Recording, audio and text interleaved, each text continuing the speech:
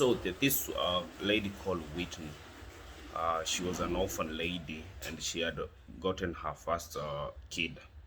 So this one day she came out from the suburbs to the city of Nairobi and stayed with her aunt, where she was that social with the aunt's daughter, whose name was Mukam. They were living in Langata. In this Langata, the aunt was surviving with a kiosk. She had a kiosk where she was selling vegetables. And there, this one day, Mukami, the daughter to the aunt of Whitney, was left to the kiosk, and the auntie had a church meeting. And as when they was in the kiosk, Mukami, at that time she was pregnant with her firstborn. Yeah. So this one day, when the aunt had gone to the church meeting, she left Mokami and Whitney to this kiosk to just serve if anybody comes, because it was basic things to sell. So this another lady that day came to this kiosk, and the lady was like, she had dressed well. She looked very serious and all that. The lady came to this kiosk, found these two young ladies, Mokami and Whitney, and she suggested she had a work which she wanted to give both of them.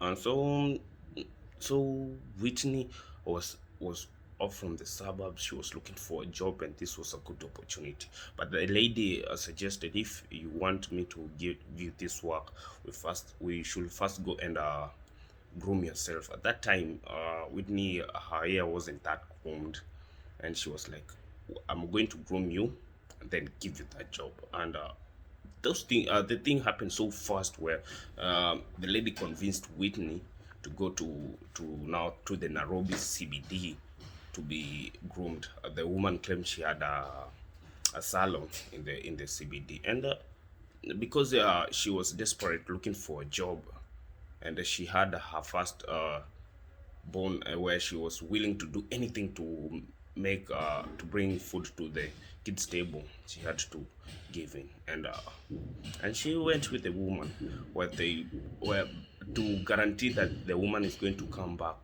She ordered Mukami, who was left in the kiosk, vegetables of around 100 shillings, where Mukami was cutting them. The woman guaranteed Mukami she won't stay for long. She's just going to groom Whitney and come back. So it was a convincing lie, and things happened so quickly, where it was Whitney opening her eyes. She found herself into the other side of Nairobi, Githurai. And the woman was like, my salon today is closed. Now we should go to my friend's salon where it's in Githurai, and I'm going to leave you there to get groomed. And she was supposed to be groomed, the nails and the hair, the nails to be done. So they walk into that salon in Githurai, and immediately as Whitney was being planted, her hair was being planted, the woman, she found her way and stole all the phones stole all the phones of the people who were in that salon that day, and she vanished. And it was just suddenly where they noticed that the woman had stolen the phones, and now they were like facing Whitney and saying, "We want you to give us that lady." And Whitney was like, "I only found this lady today, and she convinced me that when I groomed, she's going to give me a job." And now all the ladies in the salon, they were like, "No, you know this lady, you should give us, because she has come and steal, and now you are with him." And now this thing continued, where they started claiming, which now she's a thief too. This time Whitney, she was just a young girl from the suburbs, didn't know anything about Nairobi. She had no phone, and it was petty for her, for these ladies, ordering some police, where they came and started interrogating Whitney while she was there. They were beating her. It was so sad, because it was two men beating a young lady, trying to convince her that she's a thief and she should say the name of that woman. And Whitney was badly injured, where this one drunkard guy suggested that mm, that they should go to the police station. They should not handle that case in that salon. And the man was convincing when one police boarded a motorbike. The driver of the motorbike was in front, and then Whitney was at the middle, where the police was at the farthest end. The end.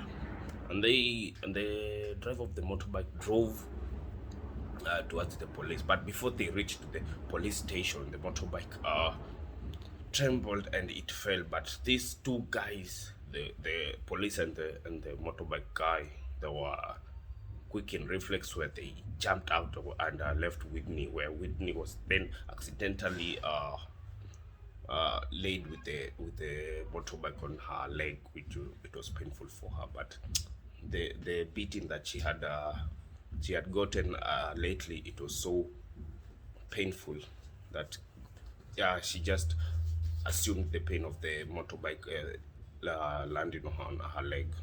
And as she was on the ground, the police was like, "Oh, you should die because you are a thief." Yeah, and Whitney was just praying to God. And uh, and after the police were cursing her, yeah, she took her, and because they were just a meter away to the police station, she took her and went and locked her in the police station. So that day, Whitney had wore light clothes because it was sunny, and she was unlucky to find herself in the cell where it was cold. And during that night, it was so cold for her. She was like, "What have I done?" She was like cursing the devil. She was cursing herself of coming to Nairobi. She was hopeless, but luckily in the cell, uh, she found another con lady, where the lady kept her company because there were other two guys in that cell, and in which for her as a young lady alone in the cell with the two men, it would be risky. But having that con lady to at least made her at least safe. And during the night, it was around 3, uh, one police came to the cell and gave her a jacket, where it was uh, actually she didn't know where the jacket came from. But back, as before she left the salon, this drunken man who was like protecting her, uh, he was a good Samaritan, where he asked Whitney the phone number to any relative that she had in Nairobi, where Whitney was luckily, and she was a wise lady. She gave out the number to her aunt. Now, during as it was around, and in the other side, her aunt, it was around 4, where they was starting to get worried where she was. And it was around that 4 where her aunt got a phone number from a drunkard person, saying where Whitney was. And they quickly took off from Langata to Githurai, where it was late, where they were lucky to get there late. And now the problem is they were not given the address to where the police station was. They were given the name of the police who took her, and they went searching for her, where they found that police guy. He was standing at a road cross section, where he used, at that time, it was like where he used to get those we Kenyans call it yachai, that bribe. And this man was, the police was drunk, where they he said to Whitney's aunt, "If you want me to give Whitney this jacket, because right now you cannot get her, you should give me a little cash." And they were like, okay. They gave the police a 500 and the jacket. But they added something into that 500, where they told the police, go and at least buy Whitney some food, because they knew in the cell there was no food. and that's why the jacket reached to Whitney. But the thing only reached to Whitney. It was the jacket, and the next day, it was another shift of another female police staying at the cell, and there the lady listened to Whitney's stories where it was like correlating to the